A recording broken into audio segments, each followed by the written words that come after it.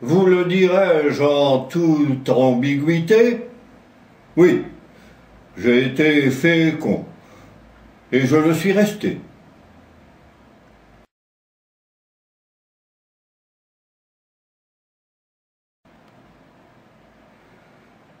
Ma muse est court vêtue, et je ne m'en plains pas.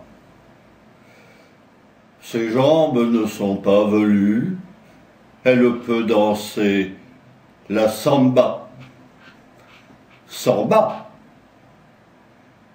Elle porte en toute saison une jupe bleu horizon. Une jupe qui fait école, car elle est ras du col. Ah, j'entends d'ici les murmures, elle est ras du col du fémur.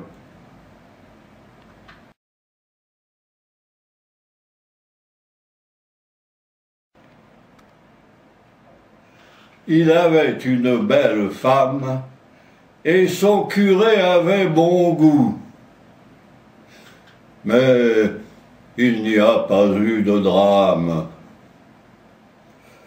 Notre homme n'était pas jaloux. Il n'en voulait pas au curé. Il n'en voulait pas à Constance.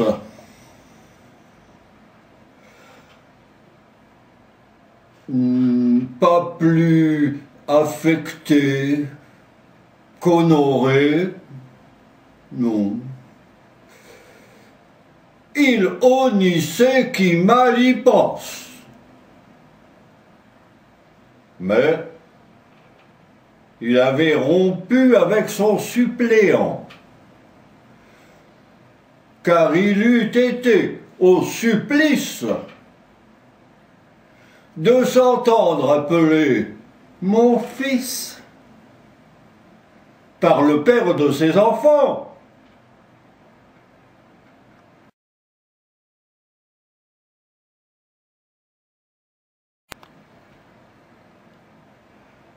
Comme c'est beau, un cochon rose, chante un poète émerveillé. Moi, ça ne me dit pas grand-chose, affirme un riche quincaillier. Et moi, dit un petit garçon,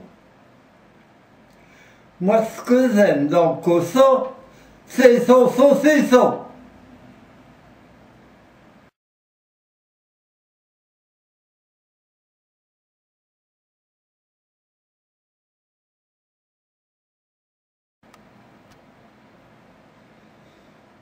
Elle était folle de moi, et c'était remarquable. Il m'en souvient, à table, tout en gobant ses œufs, elle me dévorait des yeux. Peut-être qu'aujourd'hui, en de certaines heures, elle jette un coup d'œil dans son rétroviseur intérieur, pour revoir mon image et celle du bonheur.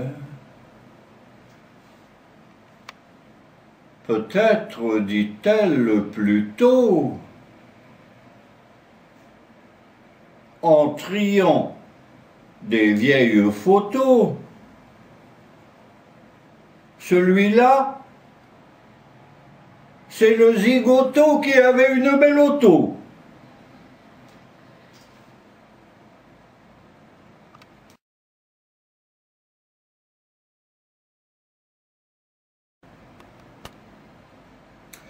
Je vous le dis en quelques vers, rien n'est carré dans l'univers. Pas plus de planètes cubiques que de comètes parallélépipédiques. Rien n'est carré dans l'univers. Rien n'est carré dans la nature.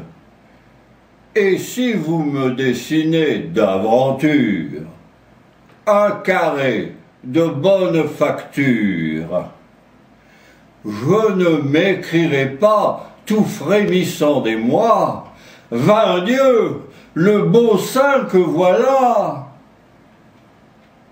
Rien n'est carré dans la nature.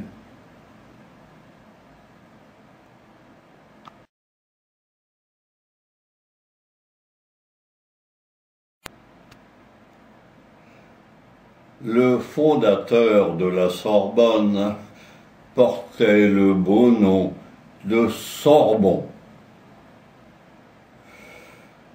S'il s'était appelé Tartampion, on entendrait quelques championnes de badminton ou de morpion susurrer avec componction lorsque j'étais en Tartampionne.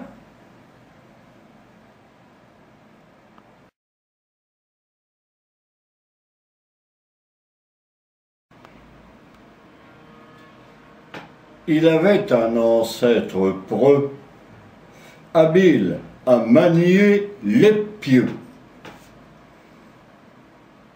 Quelques siècles plus tard, un autre, plus ou moins bâtard, pourfendait un grand coup d'épée des infidèles à Saint-Tropez.